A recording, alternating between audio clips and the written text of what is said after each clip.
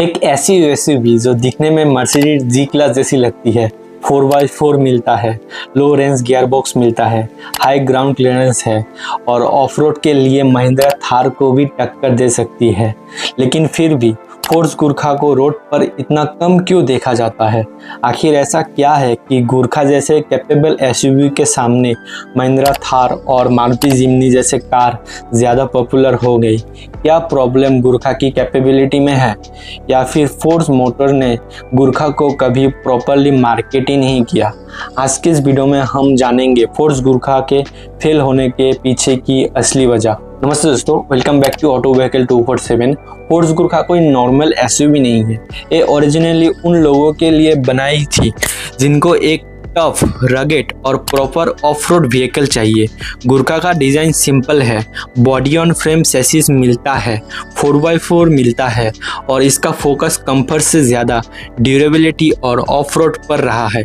लेकिन प्रॉब्लम ये है कि आज के इंडियन कार बायर को सिर्फ कैपेबिलिटी नहीं चाहिए, उन्हें चाहिए style, features, comfort, safety, service network और सबसे ज़्यादा इम्पोर्टेंट वैल्यू फॉर मनी। और यही से गुरखा की प्रॉब्लम स्टार्ट होती है। तो आज के इस वीडियो में हम बात करेंगे कि फोर्स गुरखा लोग क्यों नहीं ले रहे हैं, क्यों वह गाड़ी फेल होगी। आज के इस वीडियो में हम ऐसे कुछ रीजंस के बारे में बात करेंगे कि फोर्स गुरखा क्यों फेल हो गई और लोग इसे क्यों नहीं ले रहे हैं। तो वीडियो काफ़ी इंटरेस्टिंग है, वीडियो को लास्ट तक देखते रहिए, आपको इसके बारे में पूरी जानकारी जानने को मिल जाएगी। तो चलिए कुछ रीजंस के बारे में बात करते हैं। तो सबसे पहला रीज़न है गुरखा का टारगेट कस्टमर बहुत छोटा है। सबसे पहली और सबसे बड़ी प्रॉब्लम है इसका target audience.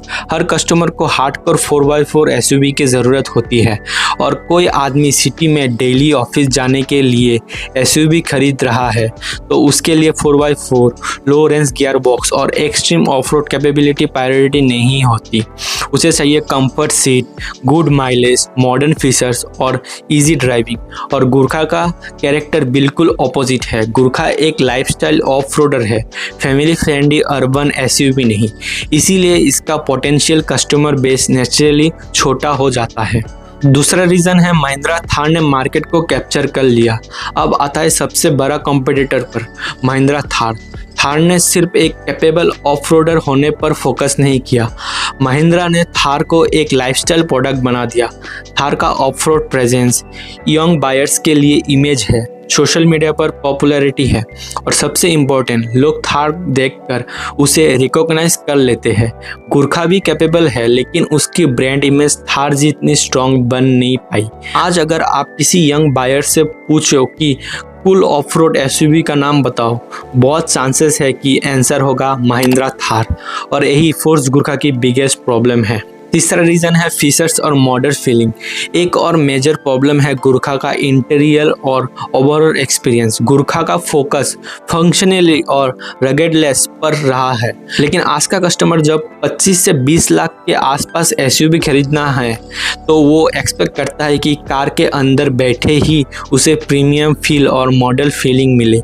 Large touch screen, connected features, premium interior, better infotainment, modern dashboard और ओवरऑल एक सोफिस्टिकेटेड एक्सपीरियंस। गुरखा में ये चीज़ें टाइम के साथ इम्प्रूव हुई है, लेकिन कंपटीशन ने भी बहुत फास्ट प्रोग्रेस की है। आज कस्टमर सिर्फ 4x4 देखकर कार नहीं खरीदता, वो पूरा पैकेज देखता है। चौथा रीज़न है सर्विस नेटवर्क। अब एक ऐसी प्रॉब्लम जो कार खरीदने के बाद समझ आती है, सर्विस नेटवर्क।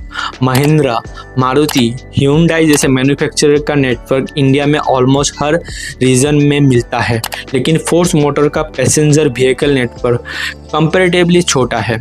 और अगर आप किसी रिमोट एरिया में रहते हैं तो फोर्स व्हीकल लेने से पहले नेचुरली एक क्वेश्चन आता है, सर्विस कहाँ मिलेगी।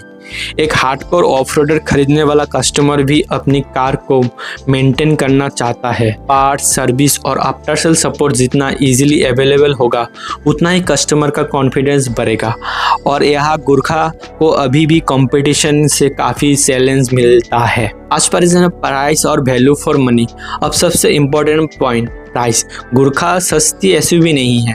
जब कस्टमर एक सस्टेनेबल अमाउंट स्पेंड करता है तो वो नेचुरली कंपेयर करेगा गुरखा लूँ या थार, और यहाँ गुरखा के लिए डिसीजन डिफिकल्ट हो जाता है क्योंकि थार एक strong brand image, modern feature, multiple engine option और बेटर एस्टेब्लिश इकोसिस्टम ऑफर करती है। गुरखा की स्ट्रॉन्गेस्ट सेलिंग पॉइंट है इस ऑफ-रोडिंग कैपेबिलिटी, लेकिन अगर बायर हार्डकोर ऑफ-रोड नहीं करता तो उसे गुरखा के एक्स्ट्रा कैपेबिलिटी के बेनिफिट ही कितना मिलेगा। और जब कस्टमर को लगता है कि सिमिलर मनी में एक मोर वर्सेटाइल पैकेज मिल रहा है तो डिसीजन गुरखा के अगेंस्ट हो सकता है। बट क्या गुरखा एक्चुअली फेल्ड है? अब एक इम्पॉर्टेंट बात, क्या हम गुरखा को कंप्लीटली फेल एसयूवी कह सकते हैं? मेरे हिसाब से नहीं, क्योंकि गुरखा का पर्पस कभी भी मास मार्केट एसयूवी बनाना नहीं था। गुरखा एक निश प्रोडक्ट है और निश प्रोडक्ट का सक्सेसफुल होना सेल्स वॉल्यूम से नहीं बल्कि उसके स्पेसिफिक ऑडियंस को सेटिस्फाई करने से मेजर किया जाता है। जो पर्सन सीरियसली ऑफ रोड चाहता है, रगेड कंस्ट्रक्शन चाहता है, प्रॉपर 4x4 कैपेबिलिटी चाहता है, उसके लिए गुरखा अभी भी एक इंटरेस्टिंग पॉइंट है। प्रॉब्लम यह है कि गुरखा को चाहने वाले लोग बहुत कम हैं। तो अगर आप पूरी स्टोरी को सिंपल वर्ड में समझे, फोर्स गुरखा की प्रॉब्लम ये नहीं है कि गुरखा एक बेड एसयूवी है। एक्चुअली ऑफ रोड कैपेबिलिटी के मामले में ये काफ़ी इम्प्रेसिव मशीन है। प्रॉब्लम ये है कि इंडियन मार्केट का majority customer hardcore of road नहीं है। उसे चाहिए एक एसयूवी जो सिटी में कंफर्ट हो, हाईवे पर प्रैक्टिकल हो, फैमिली के लिए कन्वीनियंट हो, फीचर्स से लोडेड हो, सर्विस इजीली अवेलेबल हो और उसके ब्रांड इमेज भी स्ट्रॉन्ग हो। और ऐसी गेम में महिंद्रा थार ने गुरखा को काफ़ी पीछे छोड़ दिया।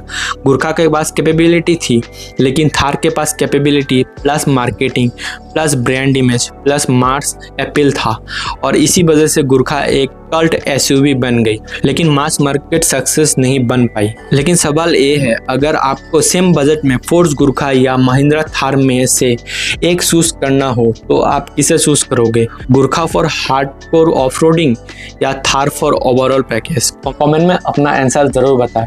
और अगर आपको जानना है कि टाटा ने सुमो को डिसकंटिन्यू क्यों किया तो आप इस वीडियो को देख सकते हो। और अगर आपको वीडियो पसंद आए तो वीडियो को लाइक, चैनल को सब्सक्राइब जरूर करिएगा। हम ऐसे ऑटोमोटिव इंडस्ट्री के वीडियोस आपके लिए लाते रहेंगे। तब तक के लिए बाय बाय और ड्राइव सेफ।